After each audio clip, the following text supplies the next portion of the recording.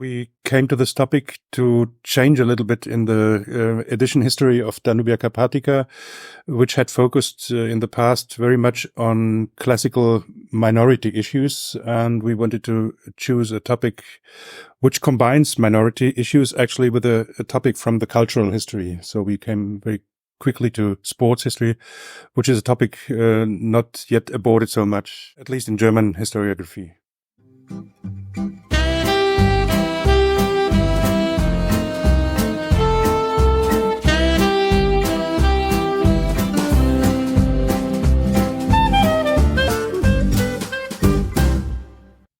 Welcome to a new episode of Donauwellen, the Southeast Cast.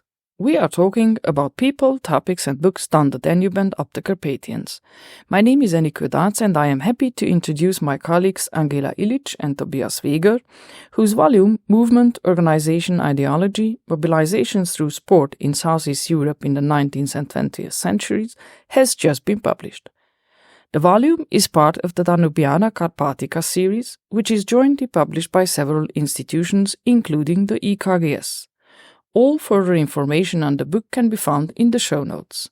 But now, enjoy the workshop discussion on this interesting volume.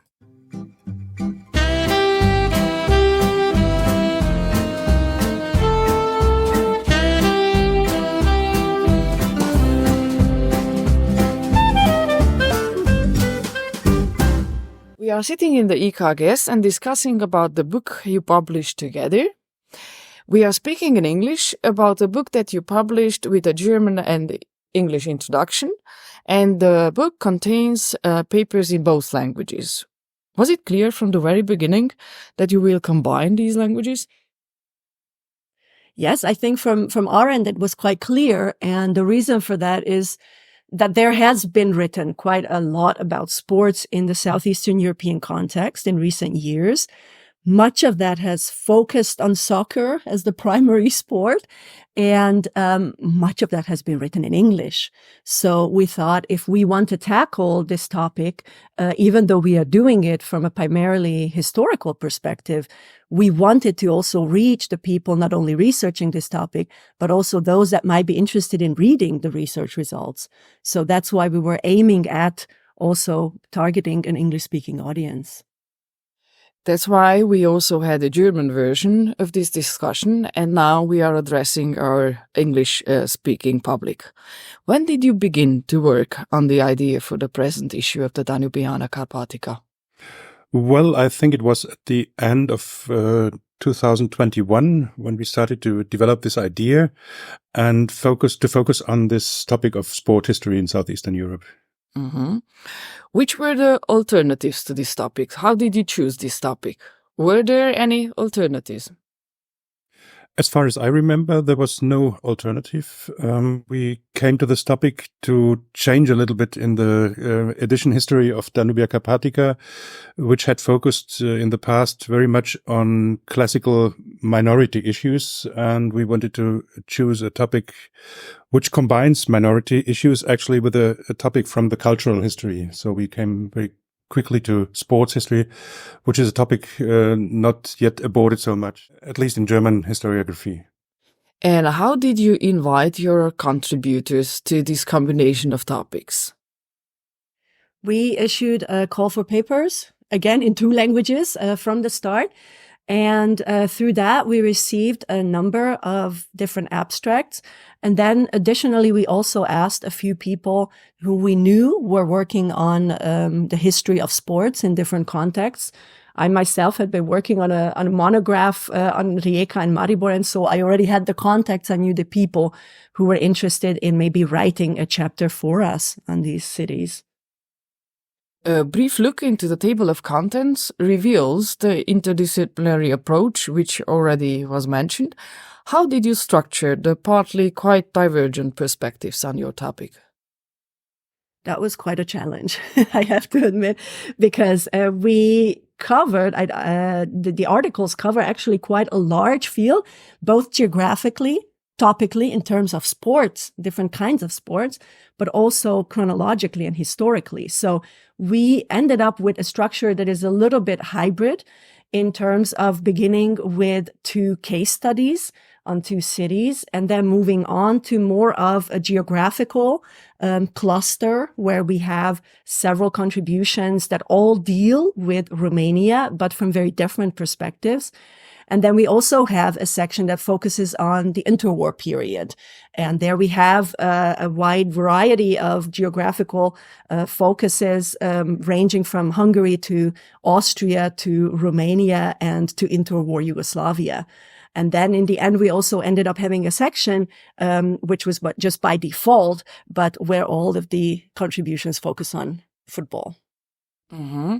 Okay, was it really by default that they focus on football? So I suppose you were not surprised, or? Not really, no. And which were the topics that surprised you?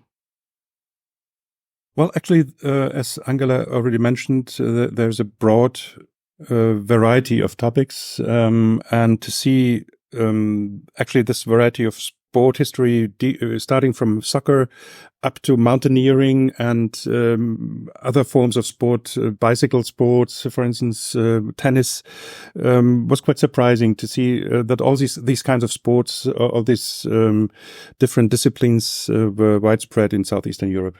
What was the most surprising research result that you found?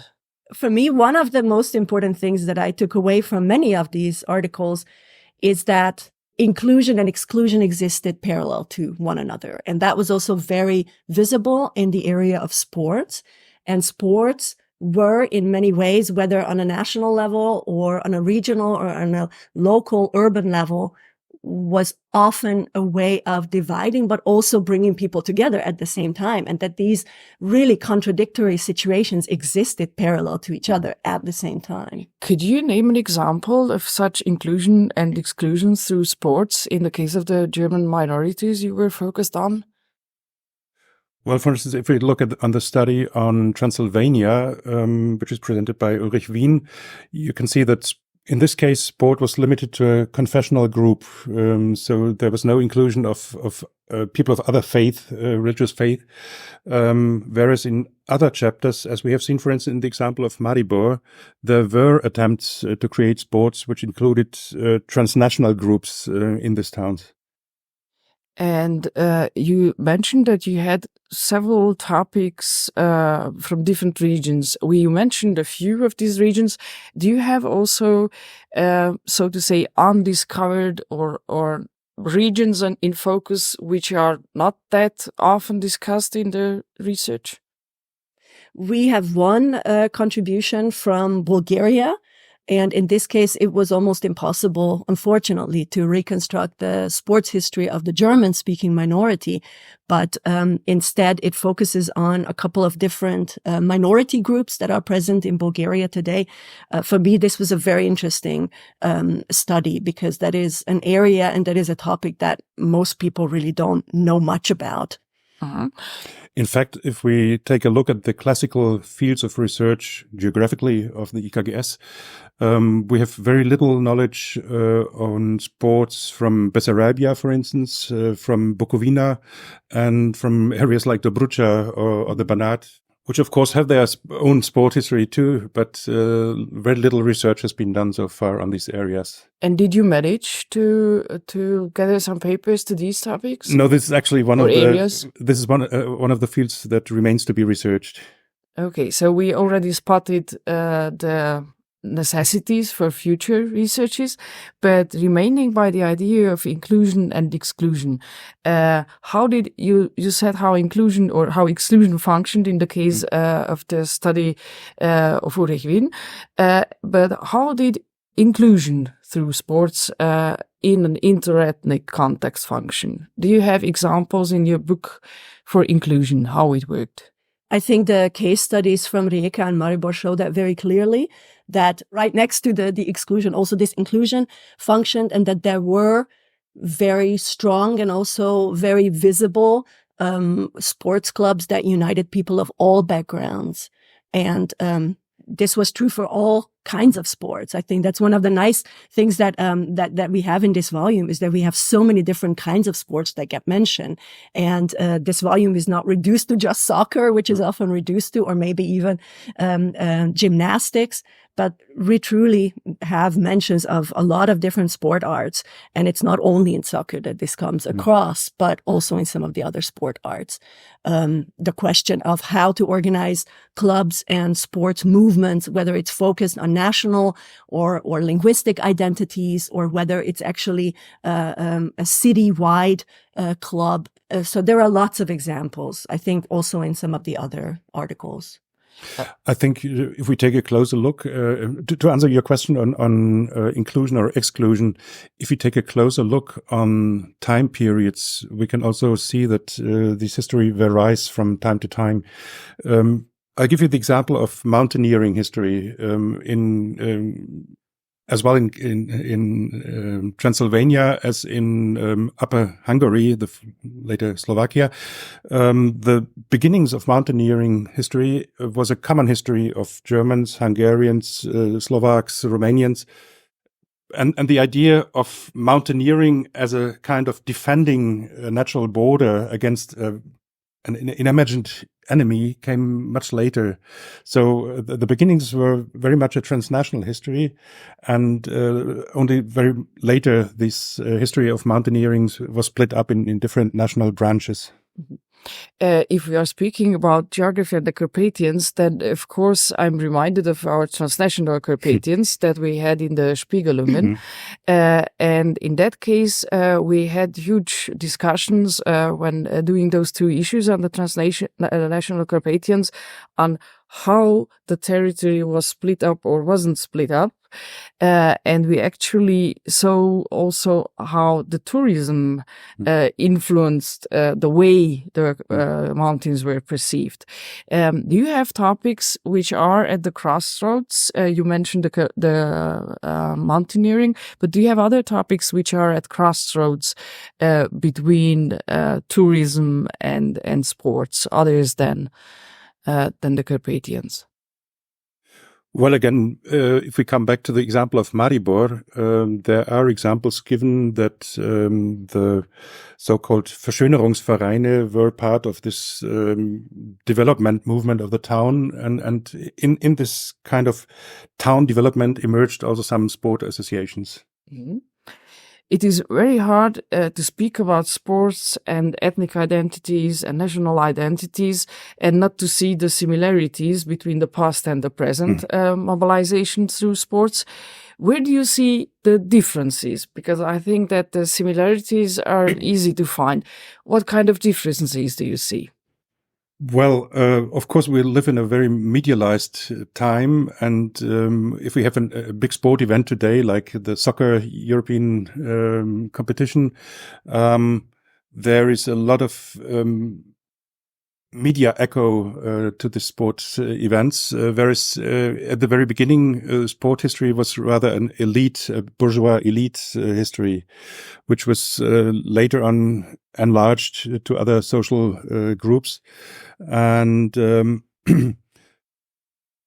well, to find a similarity, sport still has a very mobilizing function. If we look talk again about soccer, if you think what the soccer competition in 2006 made in Germany, where for the first time after many decades, the German flags came back to the public space through soccer fans. This has changed the mentality, and this is a contemporary example of what sport can do.